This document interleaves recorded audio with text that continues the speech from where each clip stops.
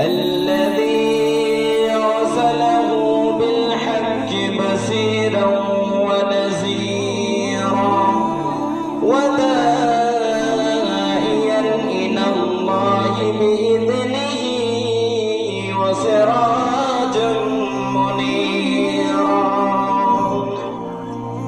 فقد قال الله تعالى في كلامه المجيد والفرقانه الحميد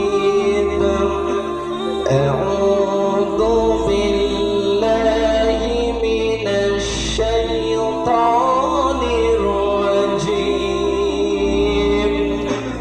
بسم الله الرحمن الرحيم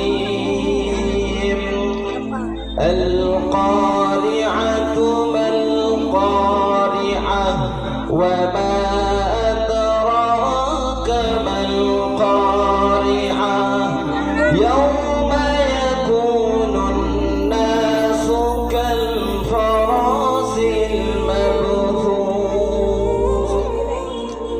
সম্মানিত শ্রদ্ধেয় আজকের সামনে বসে থাকা দিন দরদি ভাই সকল, আপনাদের সম্মুখে যে আলোচনা বলবো সেটা হচ্ছে কিয়ামত। এই কিয়ামতের দিনটা কত বড় ভয়ঙ্কর হবে সেই দিন। আল্লাহ রাব্বুল আলামিন কোরআনের মধ্যে বললেন, আল কারিআতু মাল কারিআতু ওয়া মা আদরাকা মাল কারিআ ইয়াওমা ইয়াকুনুন নাসু কাল ফারাসিল মাবথুস। আল কারিয়া মানে হচ্ছে বড় ভয়ঙ্কর দিন। যেই দিন মানে আল কারিয়ার মানে হচ্ছে ভয়ঙ্কর আওয়াজ, যে আওয়াজ কানের পর্দা ফেটে মানুষ সেদিন লাশ হয়ে জমিনের মধ্যে পড়ে যাবে। আল্লাহ রাব্বুল আলামিন আগে বললেন আল কারিয়া, সে কেমন ভয়ঙ্কর আওয়াজ। ওয়া মা আদরাকা মাল কারিআ ইয়াওমা ইয়াকুনুন নাসু কাল ফারাসিল মাবসুস। যেই দিন মানুষগুলি পতঙ্গের মতো ছিটকে ছিটকে পড়বে, কেউ বাঁচতে পারবে না। কিয়ামতের মাঠটা এমন একটা বড় ভয়ঙ্কর দিন হবে, মানুষগুলি সব পাগল হারা হয়ে যাবে। আল্লাহ রাব্বুল আলামিন বললেন, ইয়াউমা ইয়াকুনুন নাসু কাল ফারাসিল মাবসুস ওয়া তাকুনুল জিবালু কাল আইহিনিল মানফুস। পাহাড়গুলি তুলার মতো ঝুঁকিতে থাকবে, পাহাড় তুলার মতো সব চরণ বিচরণ হয়ে যাবে। কিয়ামতের মাঠটা এমন বড় ভয়ঙ্কর হবে, কেউ বাঁচতে পারবে না। মুমিনেরা একদিন সেই কিয়ামতের দিন একদল মুমিন সেদিন ফেসে যাবে কিয়ামতের মাঠে। তারাই চিন্তায় পড়ে যাবে, চিন্তায় পড়ে যাবে। এবার তারা কারোর কাছে সুপারিশের জন্য দৌড়ে যাবে। এবার হযরত আদম আলাইহিস সালামকে যে জিজ্ঞাসা করবে, হযরত আদম, আল্লাহ রাব্বুল আলামিন আপনাকে পৃথিবীর বুকে জান্নাত দিয়েছেন এবং আপনাকে সর্বপ্রথম মাটি দিয়ে সৃষ্টি করেছেন। আদম, তুমি আমাদের জন্য আজকে সুপারিশ করে দাও। আদম আলাইহিস সালাম বলবে, না না, আমি পারবো না। কারণ কিয়ামতের দিনটা এমন একটা বড় ভয়ঙ্কর যে আল্লাহ রাব্বুল আলামিন আমাকে জান্নাতে দিবে না জাহান্নামে দিবে, এটাই তো আমি নিয়ে বড় টেনশনে পড়ে আছি। আমি এটাই নিয়ে চিন্তায় পড়ে আছি। আল্লাহ রাব্বুল আলামিন আমাকে জান্নাতে দিবে না জাহান্নামে দিবে, এটাই নিয়ে তো আমি টেনশনে পড়ে আছি। কেননা জান্নাতে আমাকে আল্লাহ রাব্বুল আলামিন একটা ফল খেতে নিষেধ করা হয়েছিল, কিন্তু আমি শয়তানের চক্করে পড়ে, ইবলিসের চক্করে পড়ে আমি সেই ফলটা খেয়ে ফেলেছি। আদম আলাইহিস সালাম বলবেন, না না, আমি পারবো না, তোমরা চলে যাও হযরত নূহ আলাইহিস সালামের কাছে। এবার তারা দৌড়াতে দৌড়াতে হযরত নূহ আলাইহিস সালামের কাছে চলে যাবে। হযরত নূহ আলাইহিস সালামকে বলবেন, ও নূহ আলাইহিস সালাম, আল্লাহ রাব্বুল আলামিন আপনাকে ৯৯ বছর আপনাকে বাঁচিয়ে রেখেছেন। আজকে আমাদের জন্য একটু কিয়ামতের দিনে আজকে আমাদের জন্য একটু সুপারিশ করে দেন।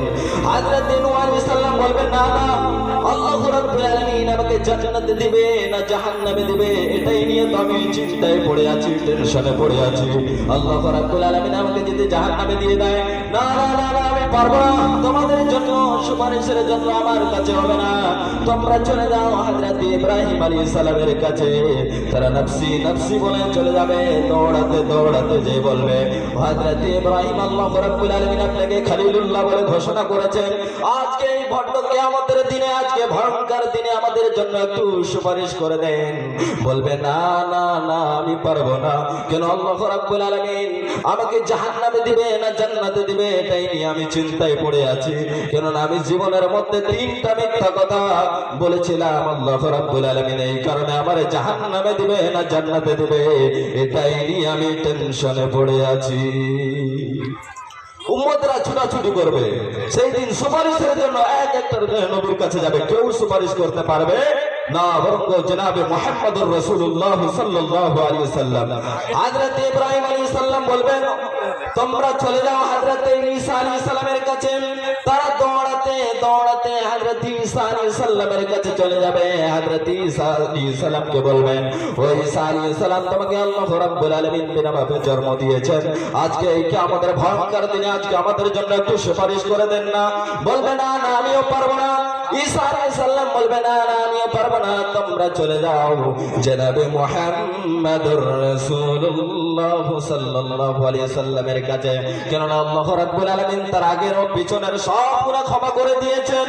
তার আল্লাহ রাব্বুল আলামিন তার কথা শুনবেন। তারা দৌড়াতে দৌড়াতে চলে যাবে হযরতে জনাবে মুহাম্মদুর রাসূলুল্লাহ সাল্লাল্লাহু আলাইহি সাল্লামকে দেখবে যে মাকামে সাজদায় পড়ে আছে। আল্লাহ রাব্বুল আলামিনকে বলছেন, ও আল্লাহ, এবং উম্মতরা যায় বলবে, ও জনাবে মুহাম্মদুর, ও মুহাম্মদ গো, আল্লাহ রাব্বুল আলামিন আপনাকে সর্বপ্রথম আল্লাহ রাব্বুল আলামিন আপনার হাবিবুল্লাহ বলে ঘোষণা করেছেন। এই ভয়ঙ্কর কিয়ামতের দিন আমাদের জন্য একটু সুপারিশ করে দেন না। হযরত জনাবে মুহাম্মদুর রাসূলুল্লাহ সাল্লাল্লাহু আলাইহি সাল্লাম আল্লাহ রাব্বুল আলামিনকে বলবেন, ও আল্লাহ, তুমি আমার জীবনের যত কথা আমি বলেছি তুমি শুনেছো, আজকে আমাদের জন্য একটু, আজ আমাদের উম্মতের জন্য একটু তুমি সুপারিশ করে দাও।